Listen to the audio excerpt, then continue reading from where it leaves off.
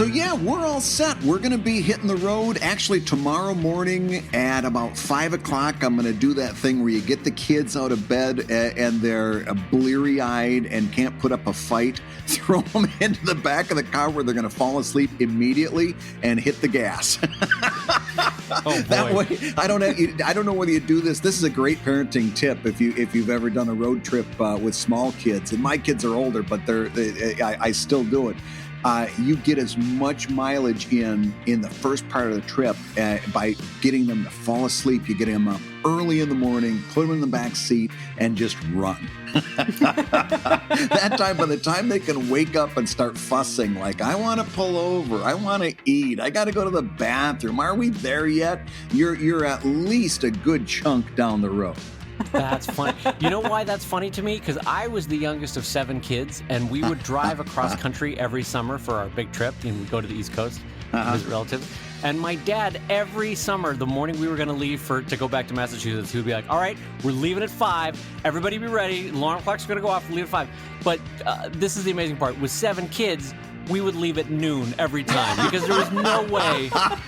Your poor dad. I can just see that guy just being trying desperately. This is going to be the year we leave at 5 o'clock or at least before the sun is in the top of the sky. It is literally the definition of herding cats. Like, oh, we forgot the best suitcase. Oh, Patrick forgot his shoes. Oh, David wanted us to go back and get his baseball glove. Like nothing was packed at the right time. You literally get to that point where you go, does she really need clothes on this trip? We'll pick her up a T-shirt at the bridge. It'll be fine. There's got to be a Goodwill somewhere between here and there. We'll pick her up some stuff. My favorite follow-up memory to that was like being at the Grand Canyon. I was like 10, and my dad, bless his heart, had gotten like a new Canon camera, and he was looking across with his zoom lens across the Grand Canyon. I go, hey, Dad, can I look through the camera too? And you both can see where this is going. Down the side of the Grand Canyon, I dropped his brand new Canon camera. And the look on my dad's face, was just like, oh, man, all right, let's go back to the van. That was my one bit of fun for the summer. Gone. Yeah, like his one treat was like, I'll get myself a Canon camera and I'll enjoy. Oh, so much. And for here that. I am at the most picturesque spot in the United States, the Grand Canyon. I'm going to have beautiful photos to remember this trip by. Well, and also my asshole brothers and sisters, as it's literally falling a mile down into the ground, going, wow, look at it bounce! It's still falling.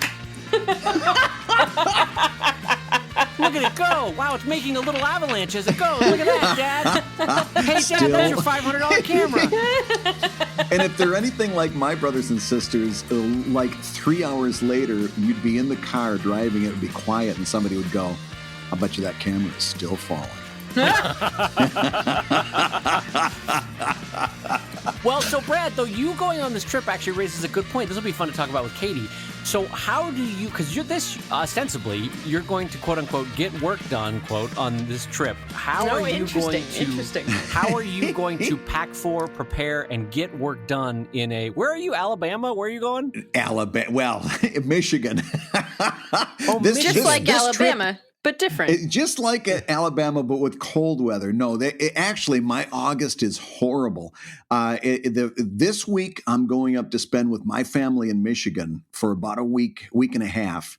And then we come home, we're home for a few days, and then I drive my younger son, just he and I, down to Alabama for NASA Space Camp. I'm going to hole up for a week in a hotel and work. But both trips, I kind of handle the same way. I take, I've got a Cintiq Wacom that's built for travel. In fact, it's the one I use all the time anyway, because it's Scott Kurtz had bequeathed it to me when I went full time as a cartoonist. He says, I used to use this for conventions and I don't anymore. Maybe you'd enjoy it, that type of thing. And so I liked it so much, I've got 2 of them now, one for the house and one for the studio. So I've got that, a little Mac Mini, and all the cords and wires and stuff that go along with all of that. And in my sketchbook that I've got story ideas and scripting written down in, and I will probably the Michigan trip. I will set that up, and maybe like in the mornings before anybody's awake, get online and do things like update webcomics.com, check in on my sites, maybe get some drawing done. But it's hard. It's hard. The Alabama trip will be a lot easier because I'll have an entire week where I'm doing nothing but sitting in a hotel room, and I usually get a ton of work done because I did that last year, and I got way ahead. Michigan, I don't expect to get a whole lot done. It'll be a little bit here, a little bit there. Well, and in good news, you're going to two places in America famous for their pleasant August, Michigan and Alabama. Yeah. Nothing like the cooling breezes of Michigan and Alabama in August. Man. And bugs. Yeah. Well, and I don't know whether this resonates with people, but there's this place that we used to go. It's like trying to capture your childhood. When we were little kids, my mom and dad would take us to a cabin by a lake in Michigan called Floyd Lake. And it was like a friend of our grandparents had this cabin. And since we were friends, they'd say, well, oh, you can use it for this week, and they would let friends rent out the cabin. They never charged us anything. And it was the biggest vacation we ever took was to this cabin. And I have such amazing memories of fishing on this lake and just being by the water. There was no TV. There was no nothing. Mm-hmm. You sat and played cards and read books. And it was some of the like purely joyous times of my life. And me and my brothers are on a tear now to try and find, we're sure that the cabin doesn't stand there anymore. And we've tried to like find these people that were connected to our grandparents through property records and stuff, and nobody can find them. We've all lost touch. So we're just going to drive out there and using our memories from the time that we were like 10 years old, try to find where this cabin used to stand. Dang. We're on a mission. Especially I'm the oldest, and then Brian, who's 13 months younger than I am. We both have the most clearest memories, and we're both like obsessed with driving out there. It's not that far away. It's a good day trip type of deal. Driving out there and seeing if we can find a place that isn't there anymore. Cut to you and your brothers taking the turns that you remember from 10 years old, ending up in Saskatchewan. Like, I'm sure this is it. This has got to be it. We're literally we're pouring through Google Map aerial views, and it's like, I remember it used to have this little lagoon by the side, and there's only one place on this map that has what looks like a lagoon, and maybe that's it. And this is great though, Brad, because if there's a place in the world that has very few lakes and lagoons, it's Michigan. So this is great. It can only be one place. Brad, this is a can't lose scenario. There's no way you're going to get lost looking for a lake in Michigan. I am now really excited that I get the chance to talk to you before you leave. Yeah, because you may never hear from me again. Exactly. Oh yeah, exactly. Katie, this is absolutely the time we say goodbye to Brad as a person. Well, speaking of that third voice, because I still wanted to talk about work trips, but I want to introduce this delightful third tone on our conversation. So I'm going to say, welcome everybody to Comic Lab, the show about making comics. And making a living from comics. I'm Brad Geiger, editor of webcomics.com and cartoonist of Evil Inc. And I'm Dave Kellett, cartoonist of Drive and Sheldon and co-director of Stripped. And this week's hour of comics advice is made possible by your support at patreon.com/comiclab. And Dave, who's that other person? Well, it's not only my favorite lawyer in the world, it's also one of my favorite people. It's Katie Lane, everybody. Hi, everybody. Thanks for having me on. I'm excited to do this. Katie Lane, so that everyone can know, or who might not know, can go look right away. You can find her at a couple different places online. First and foremost, workmadeforhire.com, right, Katie? Not .net or .org? It's .net. Oh, it is .net. It is very much .net. But that was good that you intentionally made the mistake so that we could emphasize the difference. I appreciate that. Yeah, now I've made it a mnemonic, and so people can't forget. So workmadeforhire.net. And if you look over on Skillshare, she's got an amazing new project it's Contracts for Creative Freelancers. If you search on Skillshare for Contracts for Creative Freelancers, a series of classes. And I'm very excited to hear you talk about that later in the show. But more important than anything else, how's my buddy Katie doing? I'm doing pretty well. I'm excited to talk to you guys. I don't get to talk to you every day, so that's a real treat. And now I get to say goodbye to Brad. I know, right? This will be nice. We'll have this to remember. No, it's really, if there's one thing that a 10-year-old memory is good, the memory of a 10-year-old is good for, is the street turns that mom and dad took 40 years ago. Especially if you started out at 5 o'clock in the morning when you were still asleep, so that you couldn't, so that your parents had some time to be quiet with each other and get on the road. Yeah, no, your memory is going to be perfect. It's going to be great. Well, and especially if you've grown up to be a quote unquote adult who has zero sense of direction. Like I've got I forget about remembering from 10 years old. I'm 49 now. And I was driving my older son home from Amherst, Massachusetts, where he went to Ultimate Frisbee Camp. And something went nutty with my iPhone over the George Washington Bridge, and Google Maps just was just psychotic. It was telling me to make turns that weren't there, and you'd think that I was on 95 South. 95 South runs right into Philadelphia. I still got lost. Oh my God! Is there a tracker we could give you before you leave? Like, is there? So, Katie, here's what I'm hearing. Breadcrumbs or something? Yeah. Brad, last night I was helping my 80-year-old father log into his iPad, and he used the exact same phrasing that you just used. So I just want to forewarn you. David, it's gone haywire. I don't know what's going on over here. David, I put in my password. Dad, you just typed it into Google. No, I put it in. I put in my password. Dave, I think it's a little bit weird to have a co-host who's a lawyer, but I look forward for taking over for Brad during the hiatus. I think it's going to be really fun. She makes her move already. What minute mark are we at? 13 minutes and Katie's making her move. I, for one, welcome someone who knows how to read Google Maps. So thank you, Katie, for co-hosting with me. So okay, now let's get real, because here's what happens for me every time I go on any trip where I'm like, I'm going to get some work done. I start packing things up. I'm like, I'm going to bring these kinds of paper. Oh, you know what? I'm going to also bring my watercolors. Oh, and I'll bring this local small computer. I'll bring that too. Might want to bring my iPad so I can log in on the go. Oh, and I'll bring my phone. I want to bring all these chargers. And then nothing gets done that trip. No. Like the whole trip is just a series of failures of me not pulling any of that stuff out. The more I overpack, the less work I will do. The more optimistic I am about all of the different projects I will get done, the less work that actually gets accomplished. Oh, actually, that's intriguing. I get a lot accomplished on these things. I'll tell you what I accomplish. I'll do what Dave just described. I'll take everything, and then I'll accomplish the following. I'll lose my iPhone charger on the way there.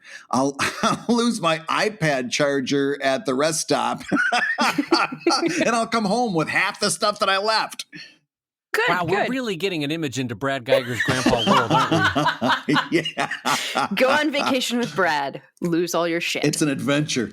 I got to tell you, though, I'm still laughing at the fact that, we remember the lagoon so clearly. There's no way we can't find that. Well, it had a shape to it. It's hard to explain. Sakes. Brad, that's not how you find things. I still remember the tree I climbed near it. Oh, it was a beautiful tree. It had a nice soft stump that you could sit on. Oh, it was a great tree. I'm sure that tree is still there 40 years later. This is going to be easy. And this was a small cabin. I mean, there's going to be no visual landmark at all. I'm almost certain they would have torn this thing down and put up something like a McMansion or something there a long time ago. But we're going to have nothing to go by. I've not been looking forward to anything as much as this for a long time.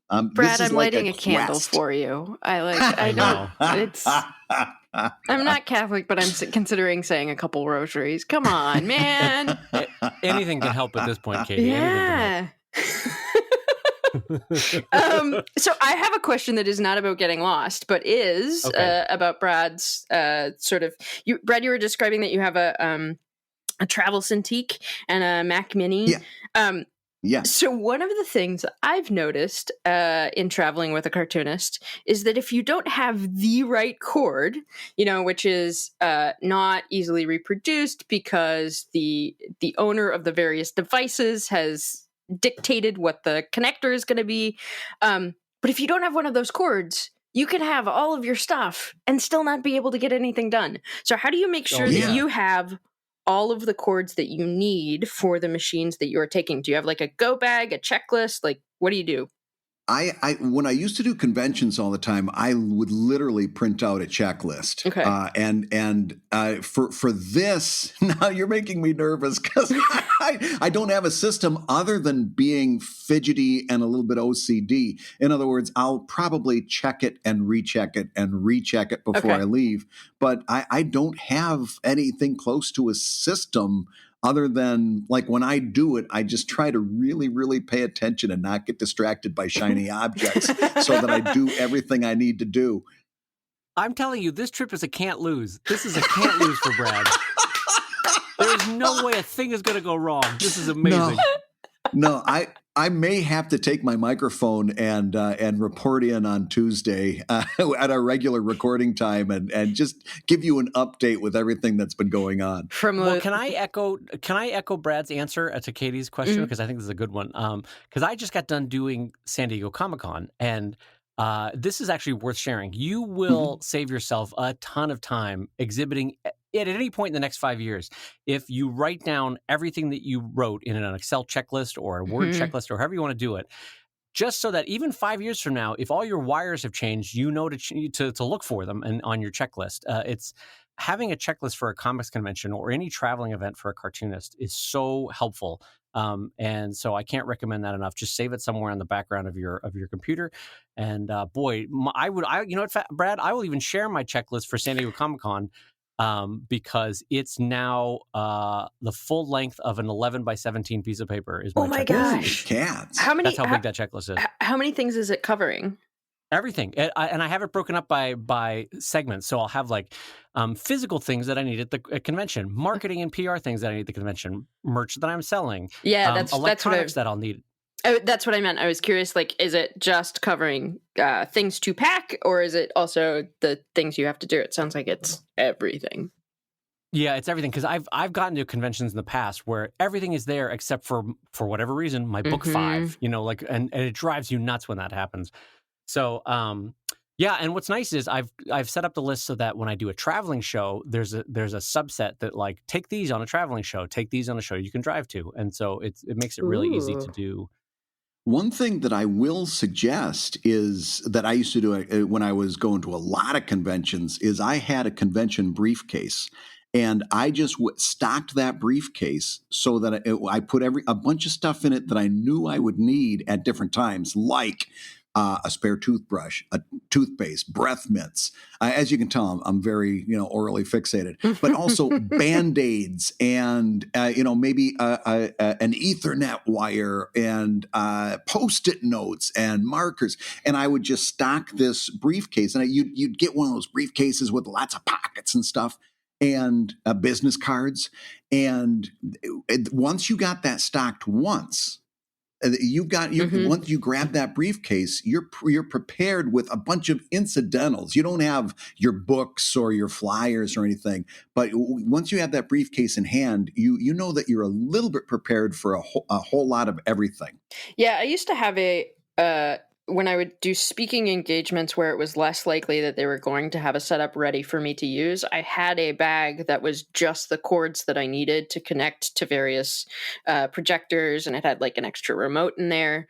And I mean, those cords and those items were cheap enough that I could afford to have a separate travel case of them. But because I had that separate travel case and that, like, I had adapters, but because I had that separate bag of cords and equipment, I knew I could just grab it and I would be fine for whatever happened on the trip. Yep. Yeah, that's smart. And that's a peace of mind. I have to say though, if you at all ever want a date in your life, I think maybe don't go the briefcase route. Go maybe the go bag route that Katie suggested. I think, but only if you ever want to smooch another human being. Maybe just don't go with a briefcase. But that's just my pro tip for the week. That's. What if it's a leather briefcase, but you like write "go bag" on the side of it? Does that? There you go. Shape.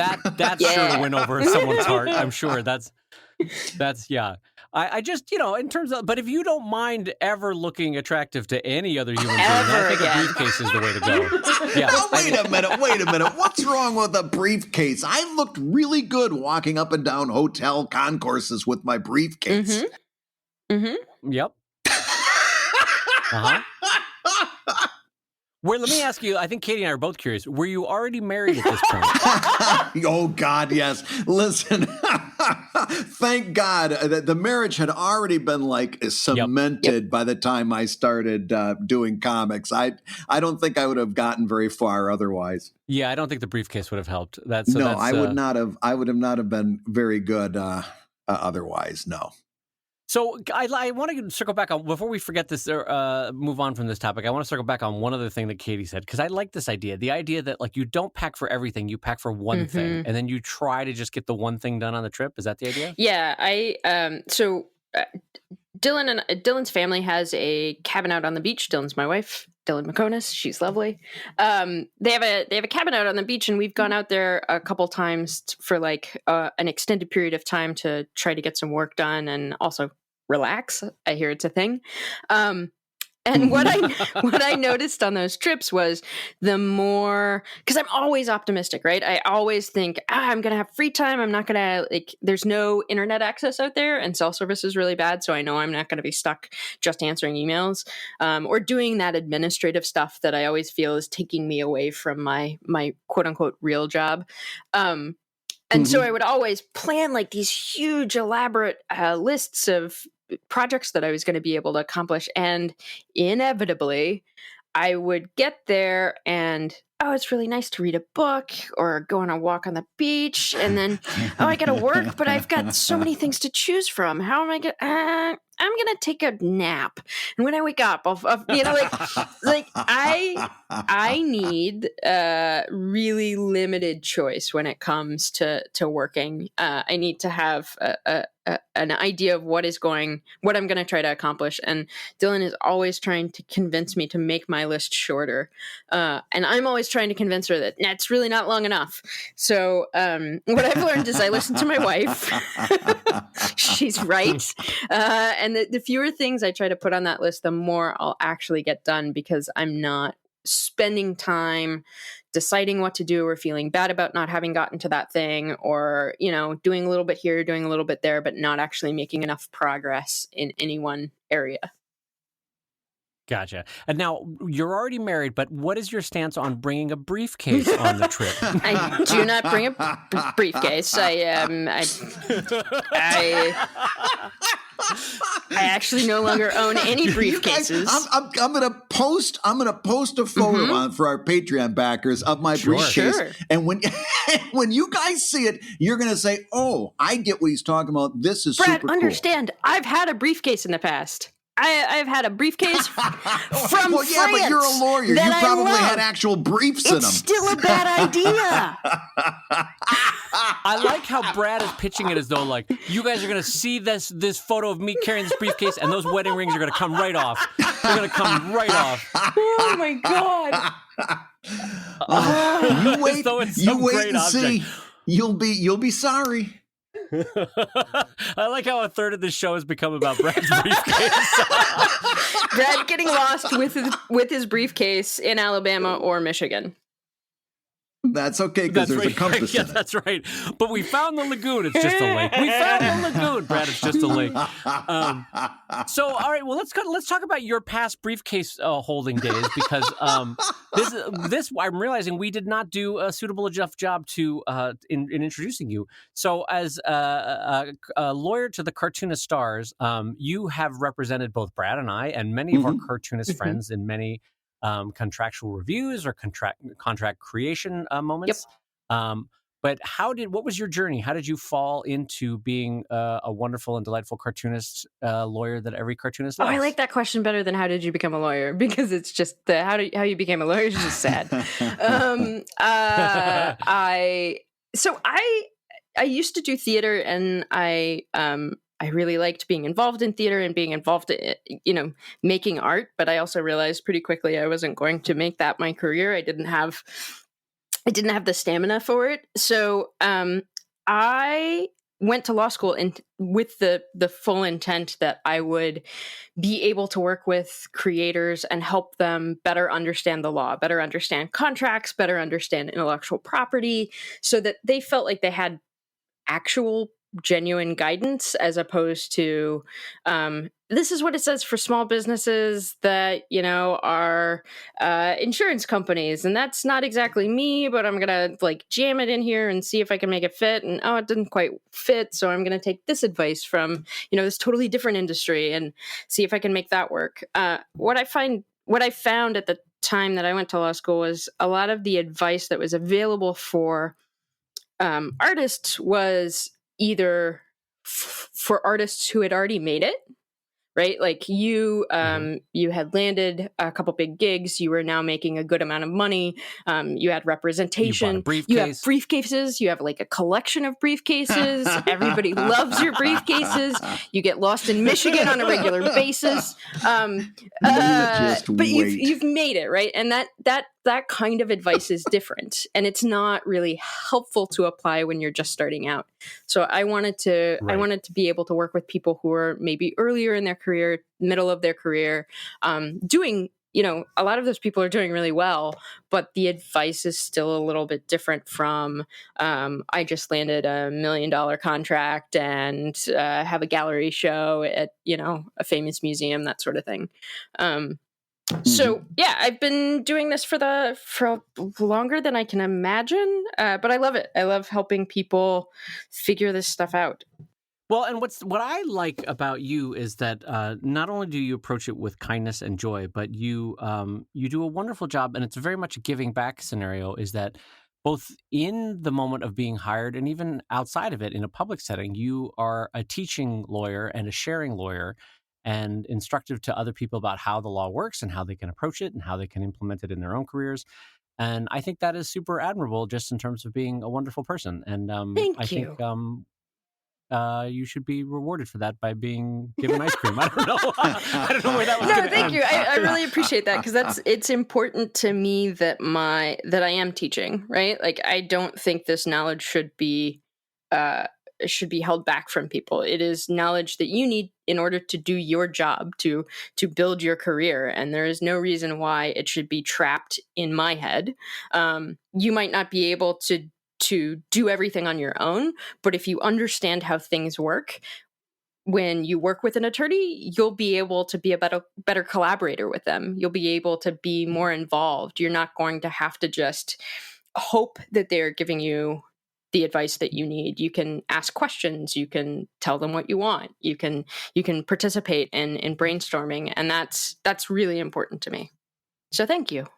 Well, and that raises a question that I wanted to ask you, Katie, because Brad and I obviously would recommend Katie for any and all lawyer-in needs that cartoonists might have. So that's first and foremost over at workmadeforhire.net. But in general, philosophically, how does a cartoonist who might have never hired a lawyer before go about looking for and hiring a lawyer? I mean, what are the questions you ask? What are the things you look for in their resume or on their self-descriptions? How does one go about doing the basics of looking for a lawyer? Sure. I think the piece of advice that I give everybody is to talk to your peers. So talk to other folks that are working in comics and ask them, who have you used in the past? Did you like them? Were they helpful? Did you feel like it was a good value? Because you'll get the best information from a personal referral, because that person they have experience with the attorney, so that they can actually tell you what it is like to work with them. But if you don't have if you don't have peers who have hired an attorney before, or the attorneys that you've contacted with aren't available, The thing that I would look for is, first, you want to look for a transactional attorney. That means that's somebody who is creating documents and doing deals, as opposed to somebody who is going into courtrooms and pursuing lawsuits. So you want a transactional attorney who is focusing on intellectual property law. Intellectual property law are things like copyrights, trademarks, patents. Really, you want somebody who's specializing in the copyright and trademark end of intellectual property law, because they're going to have more experience with licensing, which is essentially what publishing is. Publishing is you giving permission to the publisher to produce your work. Licensing is also what happens when merchandise is made. You giving permission to the printmaker or the toy maker to make something based off of your work and sell it. So you want somebody who has that level of experience. It's great if they have experience in publishing or comics in particular, because both of those industries are kind of weird and wacky from a legal perspective, but it's not absolutely necessary. And once you know that you have somebody who has those basic technical skills in place, then you want to talk to them. What are they like to talk with? Are they open to questions? Do they try to dictate how the conversation is going to go, or what is available to you? Do you feel comfortable asking them questions? Because having an attorney is, you're going to be trusting this person with some intimate information, and you're going to be involving them in helping you make decisions that are really important to you and your career and your work. And so you want somebody that you feel comfortable talking with. You want somebody that you feel like you can trust. And I think that the best way of doing that is getting on the phone with them or meeting them in person and talking to them for a little while. Most lawyers won't charge for that. And if you find somebody who is insisting on charging for an initial like meet and greet meeting, I would say keep looking, because that is not as common in my area of the law as it is in, say, like a lot of family law attorneys will charge for the initial consultation. So I would say, get out there and talk to a couple people and pick the person that you feel best talking with. And as a lawyer, is there worth at all in seeing where they went to school, what their background was, what firms they might have worked with before they went independent? Does that matter speaking as a lawyer? Does that matter to you when you're looking for an attorney? It's a good question. It doesn't matter to me, but that sort of thing has never really mattered to me. It's not something that I have focused on in my career. And so it's not something that I focus on when I am looking at other attorneys. I tend to evaluate them the same way I've just described. What is their actual experience like? What do people who have worked with them say about working with them? What kind of questions are they asking? How do they answer questions when we're talking? And those things tell me more about them than, where they went to law school, whether or not they were on law review, that sort of thing. Right. Well, one last question on that vein is, how much should or shouldn't you judge them based on the briefcase that they own? That is a very important characteristic. If it's not the right briefcase, you don't want to trust them. If they open up their briefcase and it has actual jockey briefs in there, you've got the wrong person. You got to keep run going in the other direction. It's just a stick of gum, foot powder, and like an old tennis ball. And a cord to some machine that no longer exists. Right. Yeah. And a Cintiq that Brad doesn't own anymore. That's all it is. It's an old SCSI cord from the old days, if you remember those SCSI cords. So here's the deal. I'm glad that you're talking about this, because it's really important that we suggest to people that like maybe they're in a situation where they are building a collaboration, they need to put a contract down, or they're going to do some work for an entity and they're being handed a contract.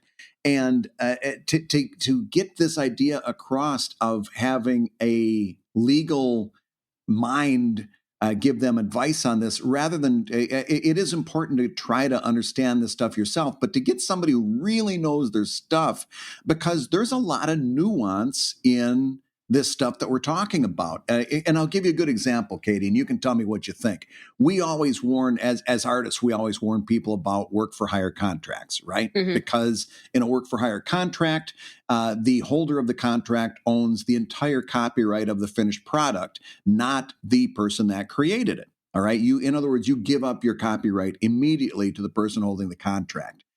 And we always say, don't hire a work for hire contract. Don't sign that contract. But there are some cases when you might suggest that this is a good idea for somebody, correct? It can be perfectly acceptable to do that because you don't actually need to own the copyright to everything you do to be successful. Mm-hmm. Copyright lasts for an incredibly long period of time, and it attaches longer and longer every year. Yeah, exactly. Thank you, Disney. And it attaches immediately as the thing is created.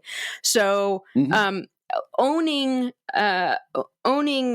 the image that you created for some corporate gig isn't necessary as long as that's not going to get in the way of you being paid. It's not going to get in the way of you having a successful time doing the project itself. The other thing that work for hire can be really good for is being able to play with other people's toys. Like there are certain collaborations you can't participate in if you're insisting on owning the copyright to all of your work because you're writing a story for somebody else's characters or you're drawing a story that somebody else has started. And in those situations, it might not make sense for you to own that work because the other person has a large body of work. It's like nobody who draws or writes for Batman owns any intellectual property in what they are creating, because that all belongs to somebody else, and there's a big wide world. So in those situations where you get to experiment and play with somebody else's toys, work for hire can totally make sense. Again, as long as you're getting paid appropriately and you're getting paid on time and you're being treated with respect, it's perfectly fine to do work for hire. That's the key to a work for hire contract for me, is that you've got to get paid. When you say appropriately, I would put a little nuance to that, say get paid a lot up front if you're going to sign a work for hire contract. A lot is appropriately. Yeah. Well, here's my point. You've only got one shot at getting paid with a work for hire contract. So that check has to be enough to cover everything you expect to make because you're not making anything else later on down the road. So you've got to make sure that initial payment is sufficient for what you want it to be. Yeah, and the way that I think about that is when you are doing work for hire work, you are providing the client not only your labor and skill and talent in what it is that you're creating, but you're also providing them the rights to that work. So they are two separate things of value. And so you should be compensated for both of those things of value. The other thing I would say to folks who are maybe writing comics and wanting to hire artists, but wanting to hire them on a work for hire basis, you can do that and still create a respectful document where the artist gets to benefit down the road. Just because it's work for hire doesn't mean you can't have royalties baked into the contract. You have to make sure that you can afford those royalties, but there's no reason why you can't have a work for hire contract that allows the creator to benefit if the comic or the project is successful. So that's the other thing, is you can be creative when you are coming up with a work for hire term if you are working with an attorney who is willing to be creative with you. If they're only willing to do things by rote, this is the way I do it, so that's just the way you're going to get it, that's not as helpful in an industry like comics. Right. Yeah. Right. So let's talk. You talked about rights and that you're giving and exchanging in a contract. Here's one that comes up an awful lot that I'd like to get your impression of, and that is the right of first refusal in a contract. In other words, you're signing over your property, your comic. And for example, a publisher might have right of first refusal on any books you might come out with. And what that says is if a different publisher wants to do a book, you've got to take it to the right of first refusal holder first and give them an opportunity to match that offer. And a lot of people sign right of first refusal contracts thinking that that's perfectly okay. And then we have a lot of horror stories of people whose property gets wrapped up because there's a lot of nuance to a right of first refusal contract, correct? There's a lot of nuance to contracts, full stop. And just to be clear, they're fiddly little things. It's part of the reason that I like them so much. I am a fiddly person. I like details and nuance, and so that contracts are genuinely fun for me. But I get that they're fun for everybody. One thing that I want to make clear, though, since we were just talking about work for hire, a right of first refusal is not going to come up in a work for hire agreement because you don't own any rights in the work. Therefore, you can't license that work to somebody else later on. You just don't have that ability. So a right of first refusal is going to come up in an agreement where you own the copyright to the work and you are giving permission to somebody else to do something with it. So let's take your example. We've got a publisher who publishes comics online. And you're giving them permission to publish your comics digitally. And the contract details out what's going to happen, how you're going to get paid. And then it has a section about a right of first refusal. And it says that if you decide to publish the comic in print, you're going to give them this right of first refusal. This basically, it's the first shot at being able to get the rights to publish it in print. One of the things that happens with contracts is you've had a conversation with the other person or a representative from the company about what is going on. They've explained the contract to you in rough terms. And so as you're reading the contract, you are making assumptions based on that conversation and based on your understanding of the industry. Assumptions are really dangerous when it comes to contracts because you have to make sure that you're making the assumption that everybody else would make. And that is not a thing that happens with assumptions, right? So you want the right of first refusal to be detailed about, okay, before you can sign a deal with somebody else to publish the book in print, you've got to bring it back to the digital publisher and they've got to have a first stab at it. How long do they have to review the contract and make a decision? Is it 30 days? Yeah. Is it 60 days? Is it not mentioned? Do they just have to meet the financial terms? Or does the deal as a whole have to be very similar to what the other publisher is promising? Because there's a big difference between I will pay you, a $2,000 advance and promise you an 8% royalty on sales if I am like Random House Penguin, whatever their name is these days. If I'm a large publisher versus a small independent publisher who is only focused digitally and online, has not had experience with print, that as a small digital publisher, I might be able to make the same financial promise to you, but the deals are going to be fundamentally different because I don't have the resources that the larger publisher has to get the book out there, to market it, to actually get the book in stores and get booksellers to buy it, to sell it to customers. So what does it say about matching? Is it purely financial, or are we looking at this more holistically? And then what happens if the digital publisher passes? There are a number of contracts now that are giving them basically first and last bite at the apple. So not only do I have to take it back to the digital publisher, and I'm not picking on any particular digital publisher, this is just an easy way of talking about it. Not only do I have to bring it back to the digital publisher for the right of first refusal, but I also have to bring it back to them for something called last negotiation. So I bring it to them for right of first refusal. They pass. I negotiate a deal, a full deal with my Random Puffin candle publisher, whatever their name is. I negotiate the full deal with them. But before I can sign it, I've got to come back to the digital publisher and give them one more chance to make a play for the material. And that's the one that I find really frustrating. That actually happens more in entertainment contracts than it does in publishing agreements.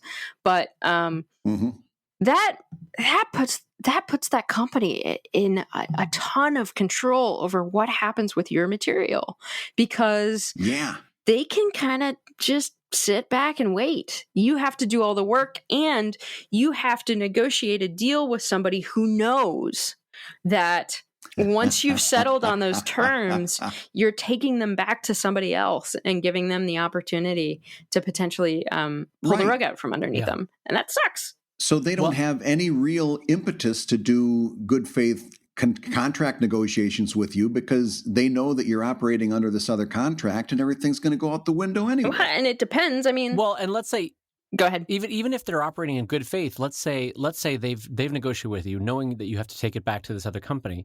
But sometimes there's a time limit on when these things can be done. Totally. And so if you don't get it done by today, or if you don't get it done, especially in entertainment, if you don't get it done by this week, then having to go back and whatever, as Katie was saying, whatever term limits or time limits they have, like 2 weeks, 3 weeks to review and counter, that can put the kibosh on a deal. Totally. Maybe not so much in publishing, but in entertainment, definitely.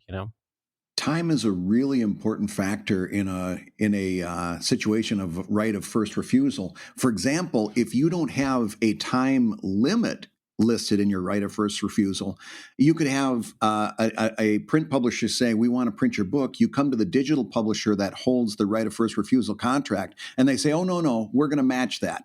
If you don't have a time limit, they can just say, yeah, we're going to match it sometime this year. Mm-hmm. And then you've got to go back to that interested publisher, say, nope, they're not freeing me. They're going to do a book. You come back to them a year later and you say, hey, where's my book? And they said, yeah, we kind of forgot about that. And now it's a year has elapsed. You can't go back to that interested publisher because they've moved on to somebody that they can do business with. They've long since forgotten about you, and they're not going to give you a second chance. And this publisher who holds the right of first refusal contract has no real impetus to do business. And basically, you're screwed. Yes. Right? Yay, positivity. Well, that's what I don't like about this stuff. I get really scared when I hear people like, oh, yeah. Oh, and here's another one I want, because this came up in a conversation just recently. You've signed a right of first refusal contract, and I don't remember what the details were, but we'll just consider it like a boilerplate. What happens in the case of a Kickstarter? What if you want to kickstart a book? How do you handle a right of first refusal in a situation like that? Well, you would talk to the publisher and you would say, hey, I want to do this thing, and this is how I'm going to do it. You don't have the infrastructure right now to do it for me, so I'm going to go ahead and do this. Do you want to exercise? No? Do you want to exercise your right of first refusal? And you take it from there. I think one of the things you said, Brad, I hear a lot from people, which is this really scares me. And I would say that most contract terms out of context are really scary, because the lawyer who wrote them is trying to anticipate the future and come up with a process for everybody to follow if this particular thing happens. So it is all anxiety-driven writing. I tell people that part of the reason that lawyers are so fussy is because our JD came with a generalized anxiety disorder. We were taught... that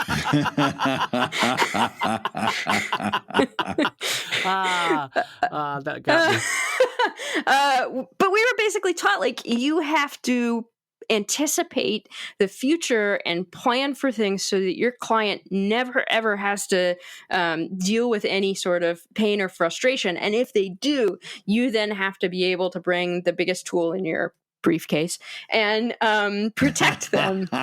and that just creates this approach to deal making that is, I think, very anxious and not particularly helpful. But what I will say is, you have to look at those terms in context of who's going to be exercising them. And are they going to actually have a self-interest, a reason for exercising that term? in a lot of cases, the answer is no. Like, one that always gets people is when you're doing print publishing, sometimes the publisher owns the rights to the work forever or until the book goes out of print. And recently, out of print has been defined more in terms of sales than it is actual having physical copies in print. And people get really, really anxious that the publisher may just do another print run in order to keep the rights to the book. They haven't made very many sales, but they're just going to order another print run to be able to keep the rights.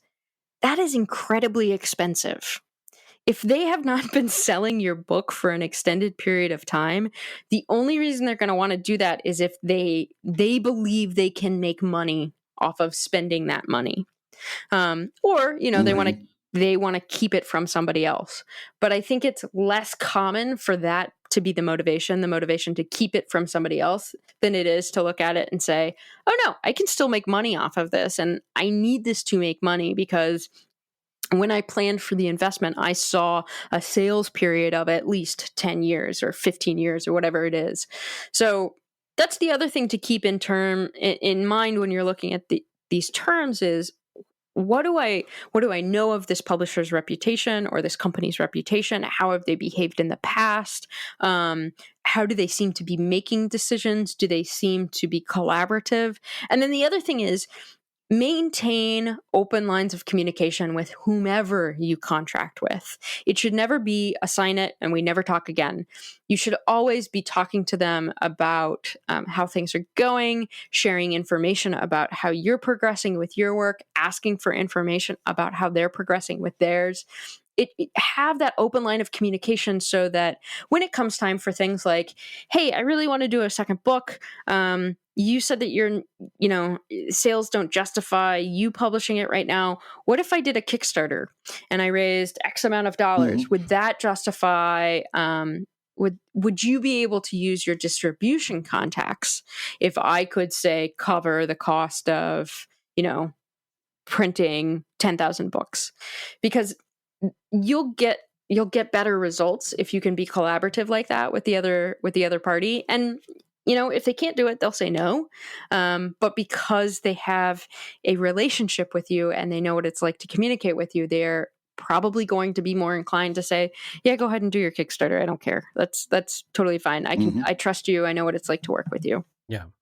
And I know it was a throwaway example on Brad's part, but the Kickstarter one's an interesting example because I've seen more and more small to middle-sized publishers going, actually, we do want you to do a Kickstarter, and we're going to be the secret force behind that Kickstarter in the sense that you will be the public face of the Kickstarter, but we will be the ones actually publishing the books and fulfilling the books. And we will also at the same time this will be a test run for how big the print run should be for retailers and the like. It's interesting to see that sort of thing quietly start to happen more and more. I've noticed in comics. Yeah, I've done a couple of those deals, and they can be beneficial. But it is kind of a brave new world. It is a different way of structuring how the book gets made, and so you definitely want to talk to somebody or work with somebody where the communication is very open. Yeah, I've had a couple situations where, again, assumptions come into play. Somebody decided to do a Kickstarter and they made certain assumptions about how it would work, and then those don't come to fruition, and it is genuinely frustrating to find out late in the game that this isn't going to happen, or the publisher's not going to actually handle this part of the process. So I would say a lot of times I notice folks in comics won't ask questions because they don't want to appear unprofessional or uninformed. Yes. And I totally get that. I completely understand where that comes from. But if you are going to be signing a contract with somebody, you have to feel comfortable asking them questions. If you do not feel comfortable asking them questions, how are you going to feel comfortable working with them? And if you're noticing that you have a lot of questions, I would say that that's a even better indication that maybe you need to talk to a lawyer, and maybe a lawyer who has experience in the industry, because they can answer some of the, the basic general questions about how contracts work and what the industry and then you can focus the specific questions about, are you going to do X or do I have to take care of it to the publisher or the potential partner that you're considering working with? Right. I mean, even in this case, it's nice to have Brad's concern about first right of refusal. It's interesting to hear your contextualized response of like, well, yes, it is a concern, but within a broader scope of a contract, here's why it can work. And that, even just having the experience of a lawyer who's looked at hundreds of contracts versus maybe the half dozen that Brad and I have looked at, that kind of right. thing. Is helpful in terms of like, no, this is normal. We can absolutely tinker with the language a little bit, but this, broadly speaking, is a normal clause or that kind of thing. Even that's helpful, I've found, from a lawyer being like, calm down, Dave, everything's fine. Slow it down. It's gonna be okay. Well, but they're trying to steal from me, Katie, they're trying to slow it down, David, bring it down a notch. Well, and I get it, right? Because like you're not creating comics because you want to test out 3 ideas and see how they fly. It's not like other forms of entrepreneurship where you're interested in the business part of it, and so the widget doesn't matter. No, and when you're making comics, the comics matter. Like that, the art is the thing. You don't want to just slot in some answer. But in order to figure out what's going to work best for you, you have to be able to look at things and say, okay, is this a risk I'm willing to take? One of the things that I find, I understand where it comes from, but I find it frustrating is when people say, always do this or never do that. Just like we were talking about with the work for hire thing, because there might be a situation where it is perfectly fine to agree to right of first refusal, right? Like, not that big of a deal. That is being able to control the rights forever and ever, amen, and take them all over the place is not the goal of this particular project, so that's okay. But that might not be true for a different project. And so having an attorney who can help you evaluate the risks that are presented in a particular deal and decide what the right thing is better than trying to be perfect and follow the advice of always and never. I think that is actually, that discourages people from creating, and it discourages people from getting involved because they're convinced that they're going to make a mistake that's going to tear everything down. And that's very rare, very, very, very rarely is that ever going to be the case.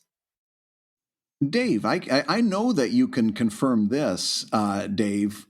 What's the question? What's the legal question or the legal concern you get at comic conventions from young creators more than any other legal concern? Oh, I love it when Brad sets me up with an answer that I don't have. It starts with an E and it ends with an S. So, Dave, you know this, Dave. It starts with a W. It starts with a W, David. We've 3 talked about syllables. This. First syllable sounds David, like. Hold on. I'm going to sound out. In the meantime, he's doing like mime in the background. We've talked about this before. Every one of them walks up and they're scared to put anything on the web because they're certain that as soon as they do, someone's going to steal it from them. They're going to steal their copyright. Yes. How do I put something on the web without having it Wait stolen? a second. How does that start with an E? Oh, no. I was just that's an ongoing running gag. Dang I did Brad, that to him once with exclusive content. Extraordinary theft, I guess is what it was. No, Brad has this habit as a friend of being like, you know this, David, it starts with a G and it ends with an Another S. word public. I'm gonna quiz you on it. It rhymes with myopic. Come on, you know this one. And every time I'm like, Brad, I don't know. Stop doing this to me. You know this. You know this. It rhymes with brontosaurus. Come on, Brad, I don't know.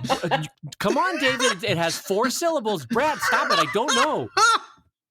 No, I'm not that obsequious, am I? I don't talk like that. Only when you have your briefcase. I was going to say, as soon as I hear the clack of your briefcase opening, then I know I'm in trouble. He puts on his reading glasses at the bridge of his nose, and he's like, now you know this, David. It's like tapping my ruler on your desk. Yeah.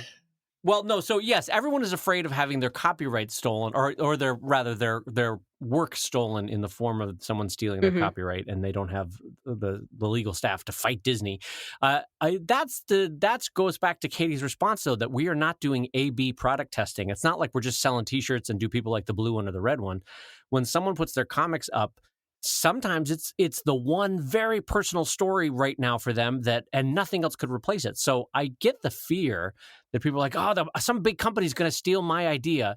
But yes, Brad, that to answer your question, starting with a C and ending with a T, copyright. People are always concerned about copyright. Come on, David, it rhymes with Smoppy Bite. You know this one. Well, listen, on that note, we have absolutely obliterated another hour here at Comic Lab, and we've got so much more things we want to talk about. Katie, can we have you back on the show sometime in the future and maybe actually talk a little bit about copyright? I would love that. That would be fantastic. Fantastic. Well, and don't forget, for people that haven't yet become a patron of the show on patreon.com/comiclab, Katie will also be joining us for this week's Pro Tips, which is a totally separate, super exclusive. You guys know this. It starts with a P and it ends with a T. It's a podcast. It's an exclusive podcast that we give out just to who. It starts with a P, ends with an S. It's a patrons. Patrons get it. So Katie will be joining us for the Pro Tips podcast as well. And so you'll want to what? You want to start with a J, ends with an N. You want to join us over there. You want to join. That's right. I don't know why. Now I'm doing this as a runner and it's not funny anymore. My cheeks hurt.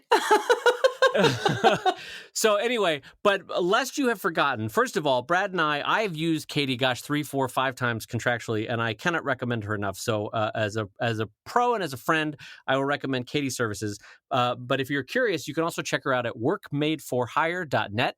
And also, don't forget to go over and check her out on Skillshare. And what's the phrase to search on Skillshare? The series of classes is called Contracts for Creative Freelancers. And I'm basically breaking down different aspects of reviewing contracts that come up when you are a creative freelancer. So there's a class right now about how to fix bad terms, like how to actually go through and identify some terms that I notice come up over and over again and how to fix them. There's a class about how work for hire works, and there's going to be a class coming out about payment terms. What are good terms and what are bad terms and what you should be paying attention to. So if you are a member of Skillshare, you can go over and I'm looking at it right now, and it is fantastic. Thank you. I'm looking at it right now, and it's fantastic. This really looks great, and they're bite-sized chunks here. I'm seeing like the contracts for creative freelancers. Should you do work for hire is like 29 minutes. That's the perfect length of time, like the 20 to 45 minute time before people start to zone out, especially on something that they might not be super familiar with. This is perfect. Yeah, just because I love it doesn't mean you're gonna love it. So I tried to make them shorter, and they're broken down into a couple videos too, so you can sort of take it, do it at your own pace. That's brilliant. Oh, I love this. And I've also said this a million times. I go to Work Made for Hire to read your blog constantly because you have a really great way of making some of this intimidating language and concepts more approachable and understandable for somebody like me who does not come naturally to the topic. You do a really great job of breaking that down, and I love your blog for it. Thank you. I appreciate that. Well, along those lines, Dave, I'm afraid we're going to have to say that you've been listening to Comic Lab, the show about making comics and making a living from comics. Your hosts have been, and you know this, it starts with a B, it ends with a D. It's Brad. It's Brad Geiger, the editor of webcomics.com and cartoonist of Evil Inc. at evil-comic.com. And we've talked about this so much, Dave. I know that you know this. It's right on the tip of your tongue. It starts with a D. It ends with a K. It's Dave Kellett. And he's the co-director of Stripped and the cartoonist of Sheldon at sheldoncomics.com and Drive at drivecomics.com. And the Comic Lab theme song is used with permission from Andy Creighton at theworldrecord.net. And this episode was edited by Matt Woodard of Woodsong Productions at www.woodsong.media. And our guest this week has been Katie Lane. You can check her stuff out at workmadeforhire.net. Comic Lab is made possible by your support on patreon.com/comiclab. So we'll go ahead and say that twice. Patreon.com/comiclab.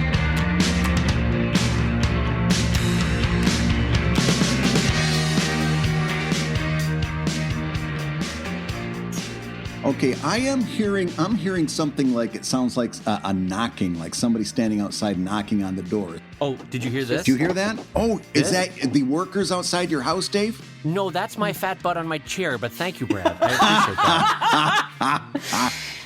That's very kind of you to point that out. I'm hearing something that sounds like creaking, like a chair that can barely hold the weight. It must be construction workers, because most chairs could hold a human body. There's no way a chair could creak like It that. sounds like 1,000 screws crying out in agony. Man, we're just friendship all over the place this morning. No wood, most wood could carry hundreds and hundreds of pounds. There's no way wood could cry like that under the weight of a human body.